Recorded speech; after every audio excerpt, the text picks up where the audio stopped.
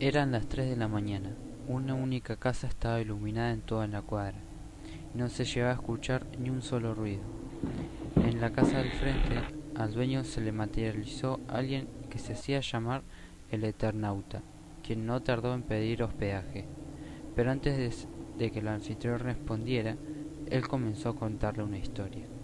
Una noche de invierno, en el altillo de su casa, tres amigos jugaban una partida de truco. Entre ellos se encontraba Favali, un profesor de física, Polsky, un jubilado quien construía violines, y Lucas Herbert, un empleado de banco y loco de la electrónica.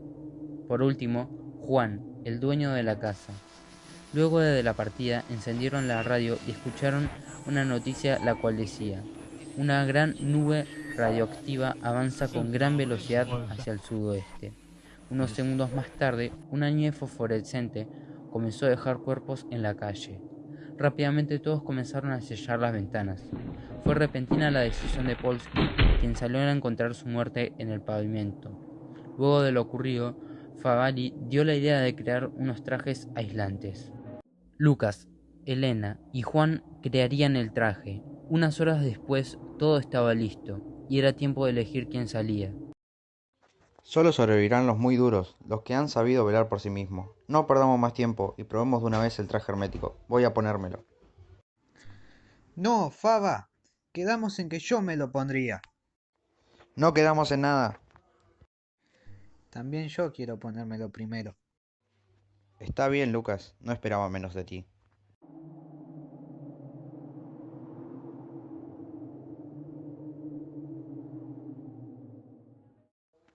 Lo mejor será echarlo a la suerte. Aquí hay un dado. Lo tiraremos por turno, y el que saque el número más alto probará primero. Yo tiraré primero. Ahí va. Juan fue el que sacó el número más alto, y muy disimulado aceptó su destino. Se puso el traje y saludó a todos y salió.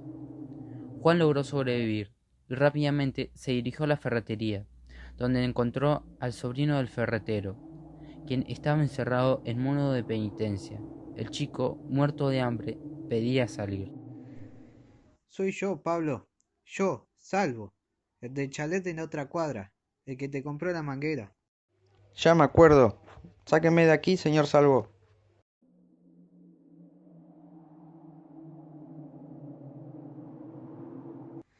Tendrás que aguantar un poco más, Pablo. Si te sacara ahora, morirías enseguida. Pero volveré pronto con lo necesario para salvarte. Juan decidió que Pablo se quedaría allí hasta que lograra conseguir ayuda. Luego de que rescataron junto a Favali, Pablo se unió a ellos.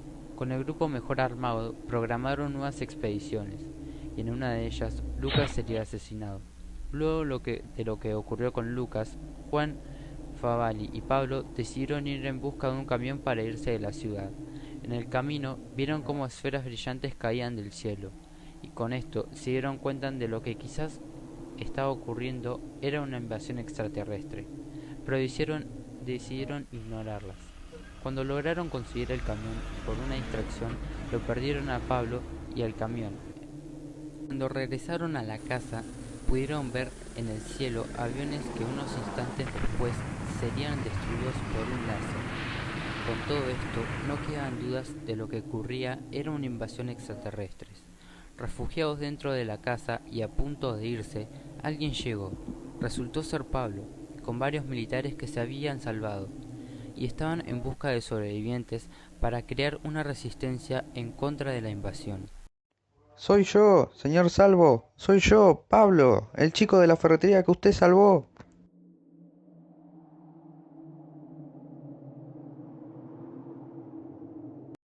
Apúrese, señor Salvo. El chico tiene razón. Debemos volver enseguida a la unidad. Sí, creo que tenemos que ir.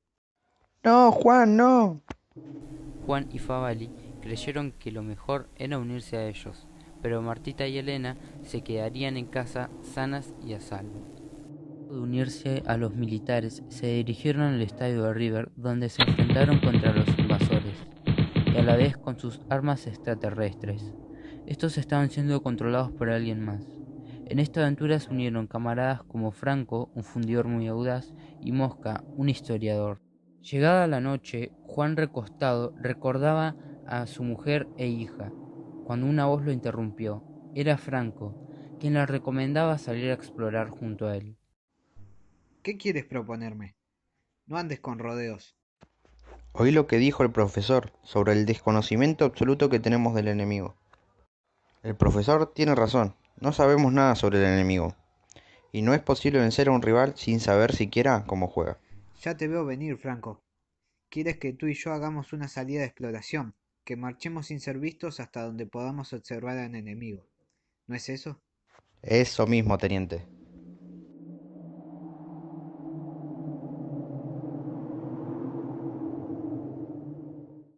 En cualquier otra circunstancia te diría que te buscaras otro compañero de aventura, pero es tanto lo que se juega en todo esto que no hay alternativa. Iré contigo. Ambos se lo comentaron al general, quien no pudo negarse. Cuando estaban explorando se encontraron con hombres, los cuales se les enseñaban a los cascarudos a usar armas. Estas personas parecían estar siendo controladas por una máquina la cual tenía muchos botones, utilizada por un ser con muchos dedos. Se acercaron para investigar, pero fueron capturados por un rayo paralizante. Después lograron librarse y tomar al Mano como prisionero. Pusieron una trampa para destruir el pabellón cuando otros llegaran. Volviendo al estadio, se encontraron con enemigos, los cuales eliminaron para luego esconderse cuando llegó una nave armada. En una casa con el Mano en el hombro y lo dejaron en una silla. Estaba cada vez más pálido. Juan le pregunta al Mano si se sentía mal, a lo que el Mano le responde que sí, que se estaba muriendo. El Mano le contó que era por la glándula que le habían impuesto sus amos. Le contó que la existencia de los burgos, las bestias más feroces del universo. Pero el Mano, cansado y casi muerto, empezó a recordar sus glaciares y sus soles. Empezó a cantar una canción y murió. Los artilleros de River interceptaron a la nave que perseguía a Juan y a Franco. Entonces corrieron como si no hubiera mañana hacia el estadio de River, donde el mayor quería retirar las fuerzas del estadio con el argumento de que las recientes victorias habían atemorizado al enemigo. Fava se oponía diciendo que ellos lo superaban en armamento ampliamente. El mayor decidió pasar a la ofensiva y salir del estadio marchando rumbo al centro de la ciudad. Empezaron los terremotos. Era como si alguien estuviera golpeando a la tierra, pero nada impedía el paso hasta que se encontraron una calle bloqueada por escombros. Ellos hicieron seguir un camino que ellos mismos habían trazado para cazarlos, y eso fue lo que exactamente pasó. Los acorralaron y los quemaron con el rayo destructor. Los únicos que sobrevivieron fueron Juan, Fava y Franco. Siguieron hacia el centro de la ciudad para encontrar más información, y cuando iban caminando, Juan sentía que alguien los estaba siguiendo. Era una mujer que les dijo que había perdido a su hermano, que había sido atacado en un puesto de mando. También dijo que sabía dónde estaba y que si ellos querían, ella los llevaría.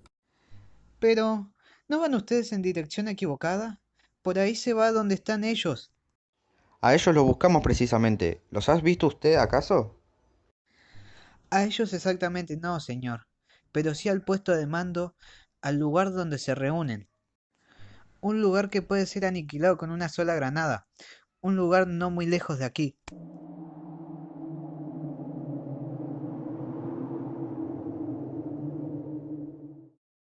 Voy con ustedes. Yo conozco el camino. También nosotros lo conocemos. No es ningún problema encontrar la plaza.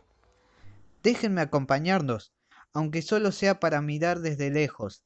Es por Pedro, señor. Los tres, apenados por la situación de la mujer, la siguieron, hasta que se frenó y les dijo que conocía un lugar donde podía conseguir armas. Franco se opuso y sacó un arma. Le voló la cabeza, porque había llegado a ver que tenía un teledirector pequeño en la muñeca. Era todo una trampa. Siguieron caminando hacia el centro y subieron una azotea para tener mejor visión de la plaza, que estaba lleno de torres, cabinas de los humanos, llenos de cascarudos, hombres robots, burgos y una esfera brillante que latía. Parecía ser el centro de todo. Franco agarró una basura, le tiró a la cúpula hasta que de pronto se desinfló. Todo se quedó quieto. Los manos cantaron sus canciones de muertes y los burgos se descontrolaron.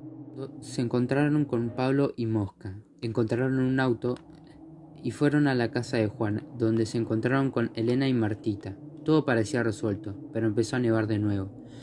Mientras hacían trajes aislantes nuevos, la radio empezó a chillar. Fada la puso en sintonía. Era la resistencia. Decían que habían encontrado la forma de parar la nevada mortal. Había zonas especiales para sobrevivientes. Se tenían que concentrar en zonas libres de nevadas y se les iba a dar comida y un lugar en las filas del ejército. Tiene que ser cierto. De otro modo no lo diría con tanto detalle. Sí, seguro que encontraron la forma de neutralizar la nevada. Habrán enviado equipos por vía aérea, con todo lo necesario para establecer zonas libres de nevadas en los lugares más estratégicos.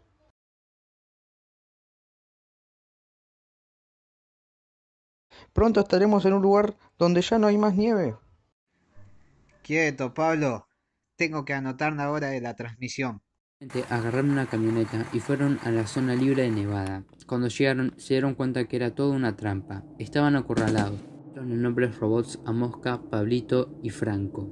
Sentían que todo estaba perdido, pero vieron una nave de los invasores que estaba abierta. Desde la desesperación, Juan toqueteó toda la nave y rompió el espacio-tiempo, dejando de un lado para otro y apareciendo en el Continuum 4. Juan, gritando por Martita y Elena, se encontró con un humano que lo puso al tanto de su situación. Le dijo que había escapado de los sellos y que tenía muchas cosas por aprender. Por cuestiones del destino o por el azar, terminó en la casa del dueño. Juan, después de contar que viajó por infinitos mundos y galaxias, se dio cuenta que estaba en 1959.